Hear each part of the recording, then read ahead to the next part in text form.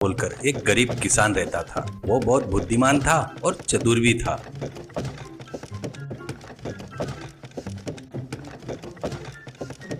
इसलिए जमींदारों के बाजू में ताकतवर बनकर और गरीब किसानों के लिए भगवान बनकर रहता था।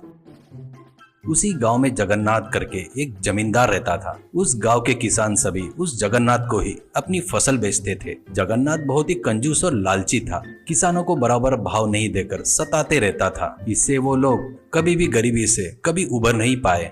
एक बार भोलाराम जगन्नाथ को अपनी फसल नहीं बेचने का निर्णय लेता है और फसल हाथ में आते ही पड़ोस के शहर में जाकर अपना धान बेचकर आए हुए पैसों से तगड़े मुर्गे खरीदता है और एक शिकारी को पैसे देकर 2 लोमड़ियां भी हासिल कर लेता है। उन दोनों में से एक को रूम में बांधकर दूसरे को संकल से बांधकर अपने साथ घुमाता है। जगन्नाथ एक दिन अपने एरिया से जाते रहता है तो भोलाराम मिलता है। तब भोलाराम, बाबूजी आपकी फसल तैयार है, आप जब बोलोगे तब आप ले जा सकते हो, ऐसे कहता है। तो जगन्नाथ, वो तो ठीक कह रहे, पर ऐसे लोमड़ी को पकड़कर क्यों घूम रहा है? वो भाग नहीं जाएगा क्या? भोलाराम, गया तो भी तुरंत वापिस घूमकर आएगा, ये मायावी लोमड़ी है, करके बताता है। और देखते क्या इसका जादू।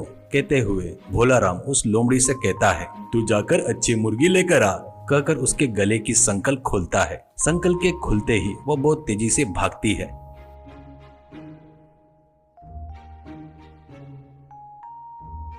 तू पागल है क्या? वो लोमड़ी तो दोबारा तेरे नजर में आएगी नहीं, करके बोलता है जगन्नाथ। भोलाराम, आपको उसके बारे में नहीं पता, वो मायावी लोमड़ी है।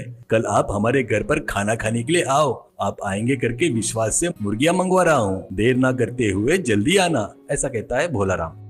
अगले दिन दोपहर तक बढ़िया खाना बनाता है भोलाराम। उसका घर कुछ ही दूरी पर रहता है। तब उसको बिरयानी के मसालों की खुशबू आती है। वहाँ खाने के टेबल पर कई प्रकार के चिकन के आइटम बनाकर अलग अलग थालियों में तैयार था। अरे भोलाराम, तुम्हारी लोमड़ी कहाँ है? उसको भी लेकर आओ, वो भी अपने साथ खाना खाएगी, ऐसे कहता है जगन्नाथ। अरे उसको क्या जल्दी है जी, पहले अपन लोग निपटाएंगे, ऐसा कहता है भोलाराम। दोनों लोग मिलकर खाना खाते हैं।